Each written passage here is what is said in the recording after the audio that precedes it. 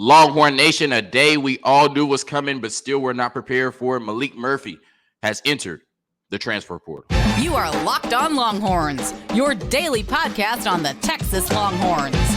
Part of the Locked On Podcast Network, your team every day.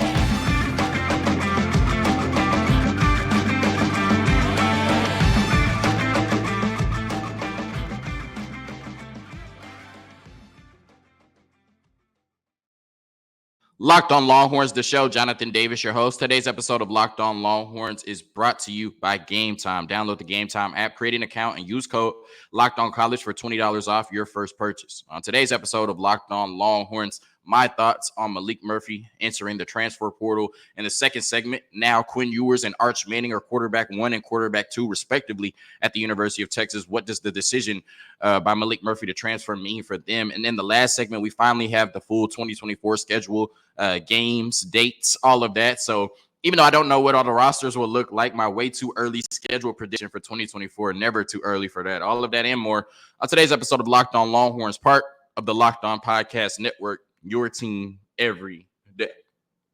So there's a saying in college football.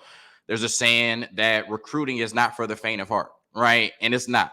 Trust me, for sure, for the fans that don't follow recruiting. And I think that, you know, there may be some peace or bliss that is associated with that, right? Because there's some fans, and I'm not, saying that you're any less of a fan or anything like that. Of course not.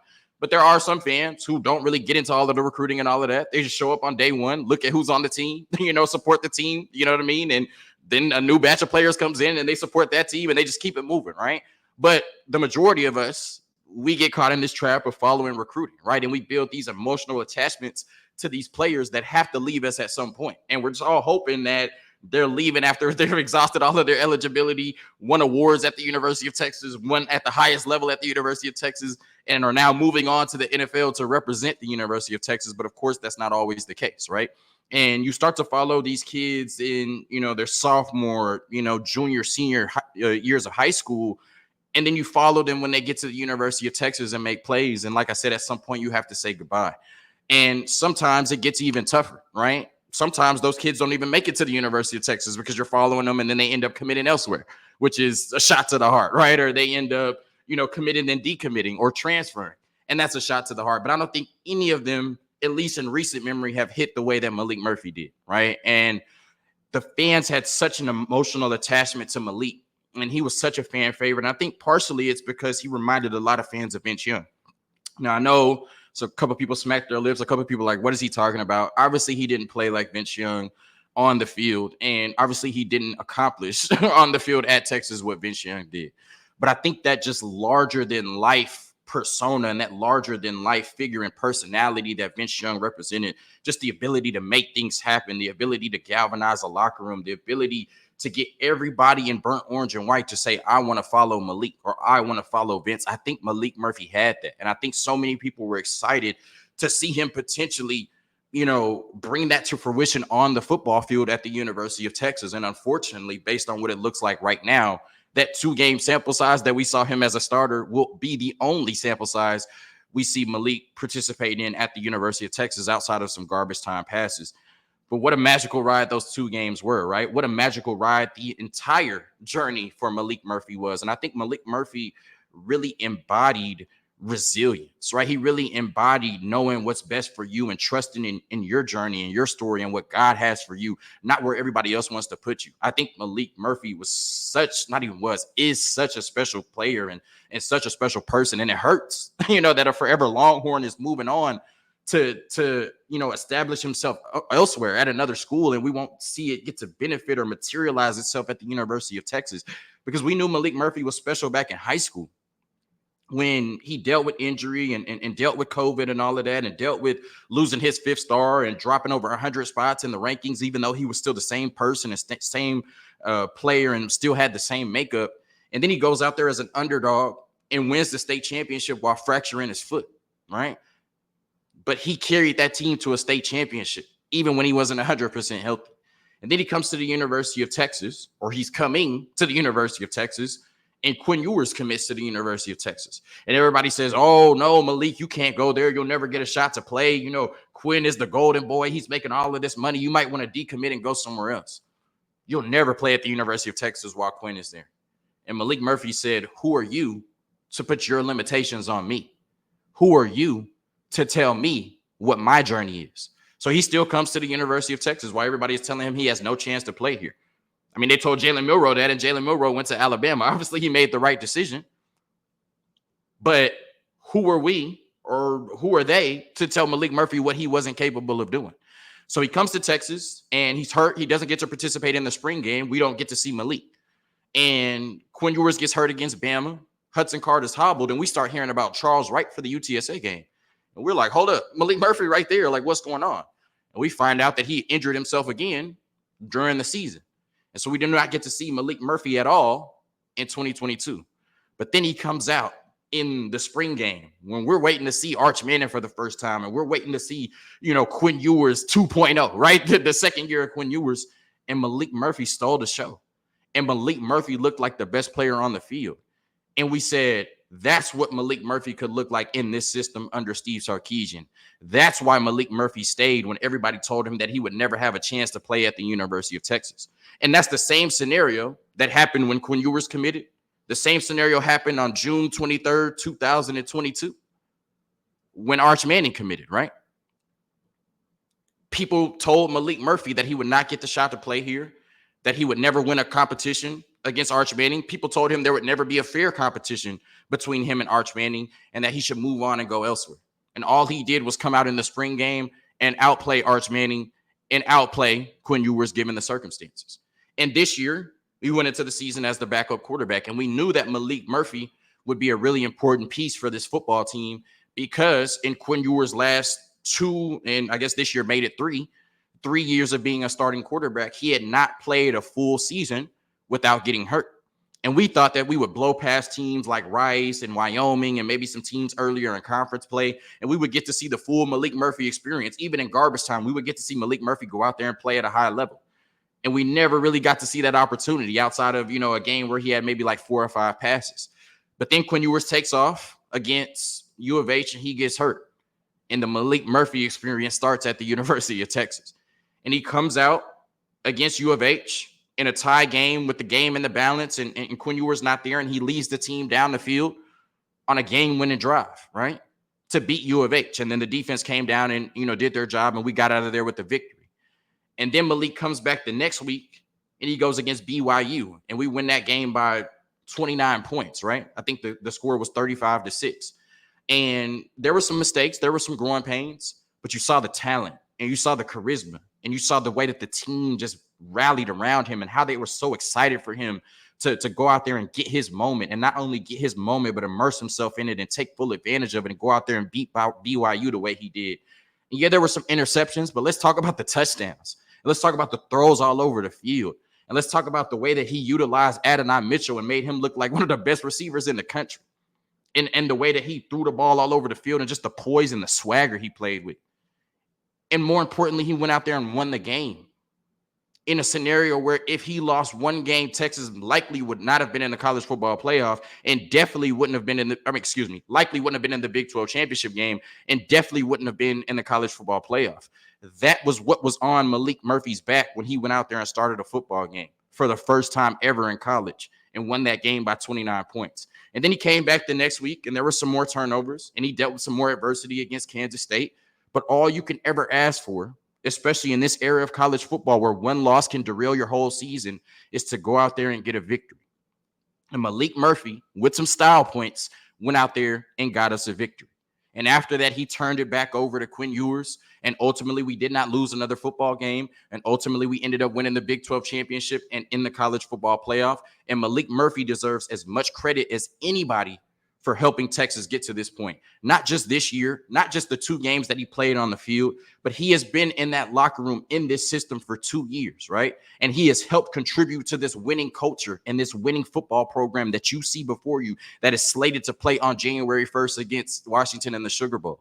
And unfortunately, because of the timing and the transfer portal and so many talented quarterbacks out there trying to find a home, Maalik Murphy has to enter himself in that hat. So he doesn't even get to finish the job of being able to spend time with this team and practice with this team and go out there and be on the field with his guys who are out there trying to win a national championship, because he has to do what's best for his future. But I'm just so grateful that Maalik Murphy stayed at the University of Texas for 2 years when everybody told him that his best opportunity was elsewhere, when everybody told him that he didn't have an opportunity to play at the University of Texas because Quinn Ewers and Arch Manning. He still got to start for 2 games for this Texas team in the biggest season and best season they've had in over a decade. And Maalik Murphy will forever be a Longhorn. And if this team wins a national championship, he will forever be a national champion on this Texas Longhorns football team. And he has to do what's best for him and move on and go find other opportunities. And I'm just sad personally because I've been following him since high school, and he's forever a Longhorn to me. And he forever meant so much to this 2023 version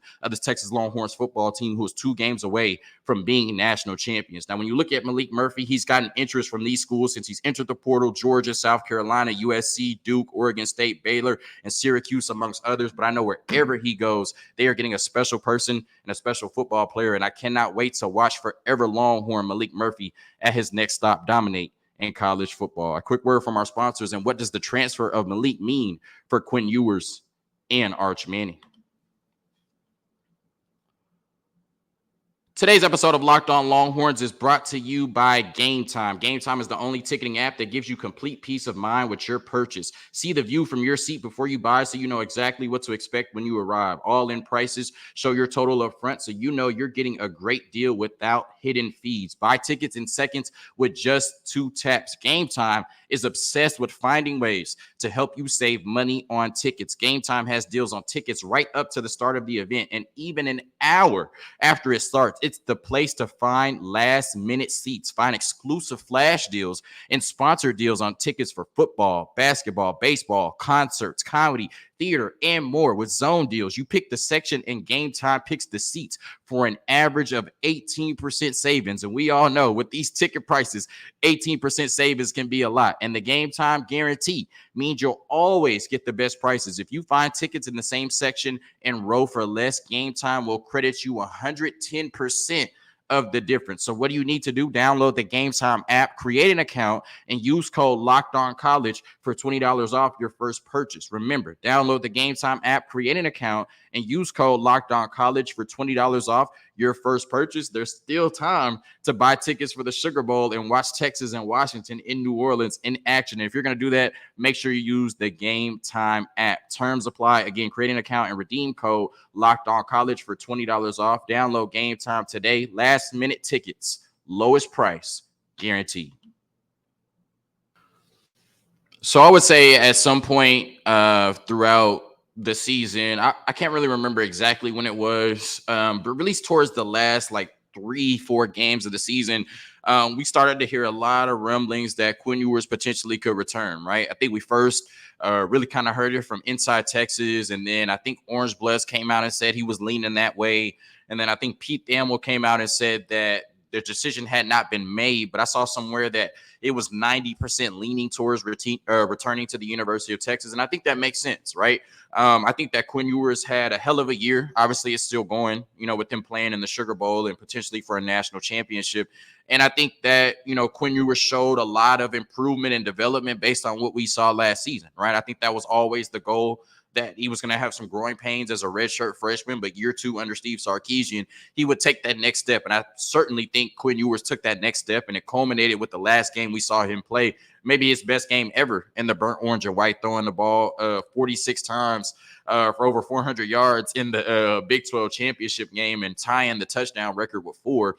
He looks like a different quarterback than he did last year.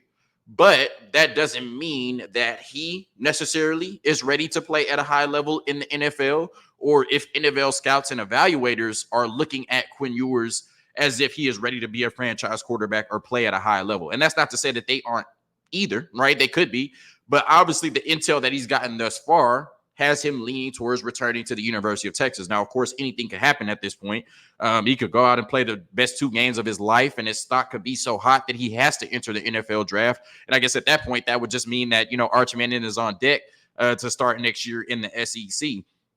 But I think the most likely option, and that's why we started to hear that smoke towards the end of the season, is that Quinn Ewers will play really well in the playoffs, and he will make the decision that it is better to come back next year improve, put really good football on tape, and be one of the top quarterbacks in less of a quarterback draft than enter his name this year and be, 6th, 7th, or 8th amongst a bunch of Caleb Williams, Drake May, Jaden Daniels, Michael Penix Jr., Bo Nix, JJ McCarthy. The list goes on and on. What point is there for Quinn Ewers to go out and be the 6th, 7th, or 8th best quarterback in the draft when he can come back next year, get paid handsomely to play at the University of Texas, play in the SEC, compete for a national championship again, right? Because you're already competing for a national championship this year. And now we're looking at Quinn Ewers the way we looked at him coming out of high school in his recruiting class, right? Next year in the 2025 NFL draft, he should be one of the 2 to 3 top quarterbacks taken. So it makes all the sense in the world for Quinn Ewers to come back to school next year and improve on his draft stock and continue to improve and develop at the college football level before he goes to the NFL. Because I think if he comes back next year and performs like he did this year with some improvement in certain areas, he's a bona fide first round pick in the NFL draft in 2025. So it just makes all the sense in the world. And obviously Malik Murphy transferring all but confirms that Quinn Ewers has put out there that he's probably coming back to school next year. I think the other thing it means for Quinn Ewers, he was already quarterback 1, so it doesn't mean a bunch, is he has to play smart. Like I said in the last segment, the past 3 years that he was a starter for a football team, he's gotten hurt and missed games in some capacity. And we saw against U of H, right? That was something that he added to this game this year, being able to take off and pick up first downs with his legs. But that, caused him to miss 2 games when he got hit. Even though he did most of the hitting in that U of H game, he was then out with the AC shoulder sprain or joint sprain, whatever it was. So I think moving forward now, it is a reality that you are one hit away, and Texas is one bad hit to Quinn Ewers away from having to rely on, Arch Manning in 2 of the biggest games in program history. So I think that, obviously Steve Sarkisian doesn't want to put Quinn Ewers on a leash, and obviously he doesn't want to go out there and scare him and tell him, not to be himself and not to play quarterback. But I do think Quinn Ewers has to have some type of responsibility and has to have some type of accountability to go out there and play smart and not put himself in harm's way. Because 1, I just don't think that Texas can go out there and win a national championship without Quinn Ewers at the helm at this point. And 2, we don't want to have to find out how good Arch Manning is right now, right, in the 2 biggest games and 2 of the biggest games in program history. So what Malik Murphy transferring means for Quinn Ewers is this is Quinn Ewers' team in 2024. We've heard the rumblings, but now we pretty much know that that's a lock, that he will be the starter for Texas next year, and that he has to play smart in these next 2 games or next game, whatever it is. Keep himself healthy, because like I said, we are not ready to see the Arch Manning experience in the Sugar Bowl or the national championship in 2023/2024. And what this means for Arch Manning, I think that it means that he has another year to grow and develop under Steve Sarkisian in this offense. And now he is the de facto quarterback 2. When you look at the schedule next year, you have games like, Colorado State and UTSA, and you have some FBS schools that you're playing that, really should not meet the level, really should not be on the same level as the University of Texas. So hopefully if Quinn Ewers and company takes care of business, Arch Manning can get in those games and get some game feel and, really start to showcase himself at the University of Texas. You also play, SEC schools like Vanderbilt, so just based on the way that Vanderbilt has played my entire life, right? If you take care of business, Arch Manning should be able to get in. So hopefully Arch Manning only plays next year when Quinn Ewers has a lead and is comfortable and out the game. But as we've seen the last 3 years of Quinn Ewers' career, the backup better be ready, and Arch Manning certainly will get some game action next year.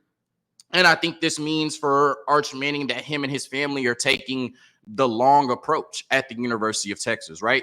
Before the season, we kind of had this inkling that, Quinn Ewers would start for 1 more year, and then Arch Manning would be the starter for 2 years. And then that's how things would move on at the University of Texas, or that would be the natural progression of quarterbacks at the University of Texas. But that plan has a wrench in it, right? Because now Quinn Ewers is going to be a 3-year starter, most likely, at the University of Texas. And a lot of people thought that, Arch Manning, number 1, recruit, one of the highest graded recruits of all time. No way he'll sit on the bench for 2 years at Texas.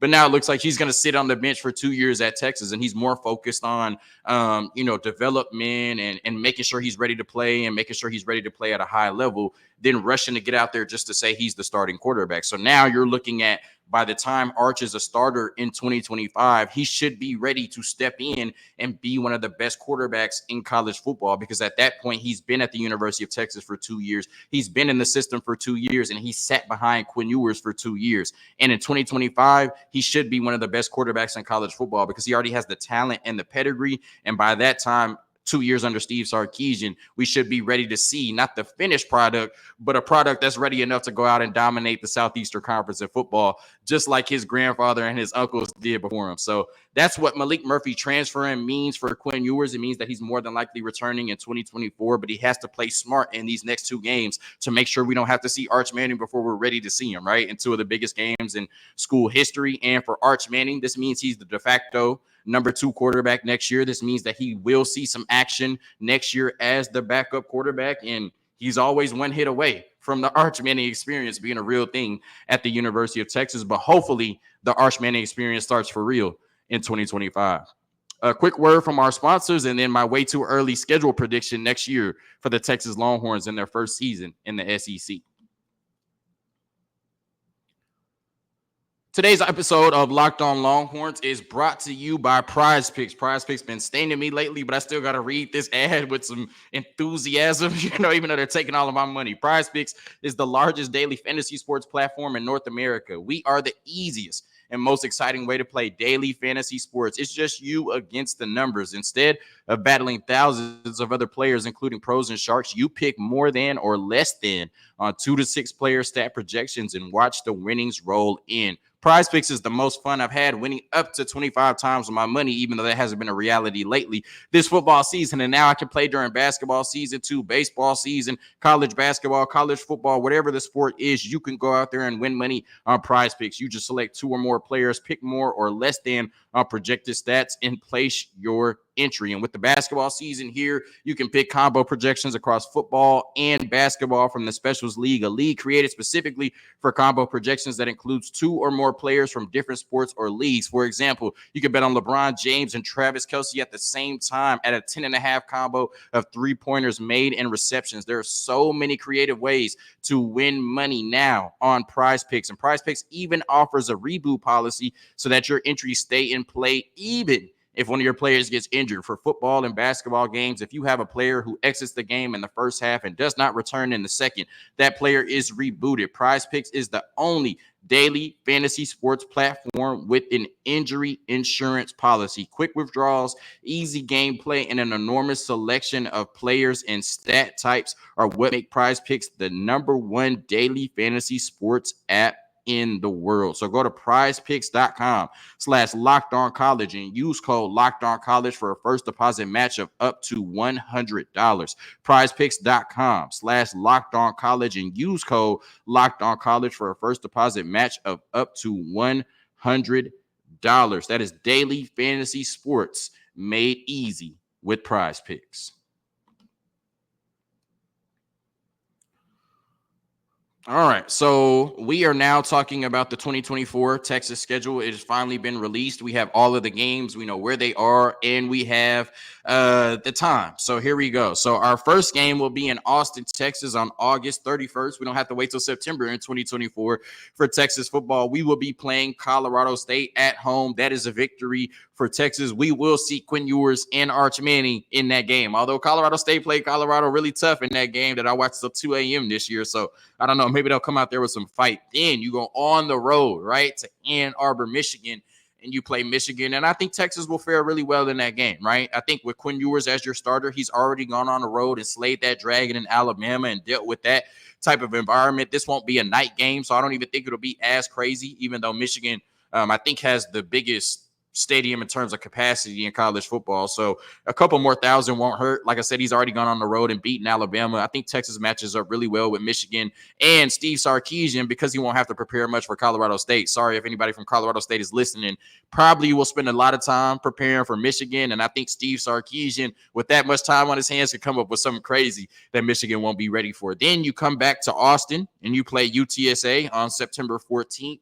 This is always the game that's right around my birthday, but it's 2 days before my birthday this year. But Texas will beat UTSA at home. Hopefully, Arch Manning plays in that game as well. Then the next week you stay at home and you play ULM at home. That should be a victory for the Texas Longhorns, and I expect to see Quinn Ewers and Arch Manning in that game.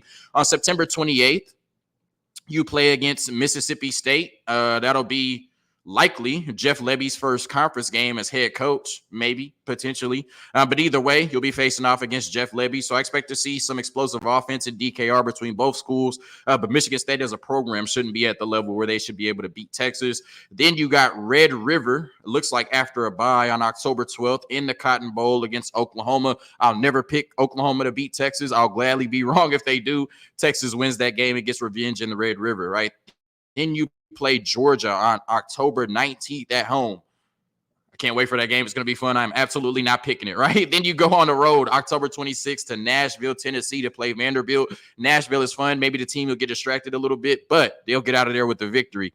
But believe that, right? And hopefully Arch Manning gets to play in Tennessee, right? Then on November 9th, you're part of a brutal schedule for Florida at the end.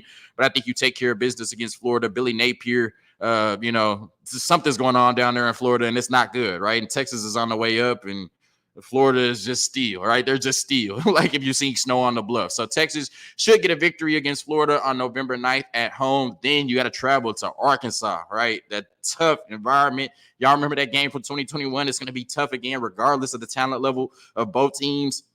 We'll see what happens November 16th in Fayetteville at Arkansas, but Texas certainly will be the more talented team. I'm just not sure it'll matter in a place like that where it's going to be a dogfight. Then your last home game of the season against Kentucky in Austin on November 23rd, and then on the road, a rivalry renewed at A&M and Kyle Field November 30th. Can't wait for that game. So when I'm looking at this schedule, way too early, I'm going to say way too early. This doesn't mean anything, and I have the right to change it.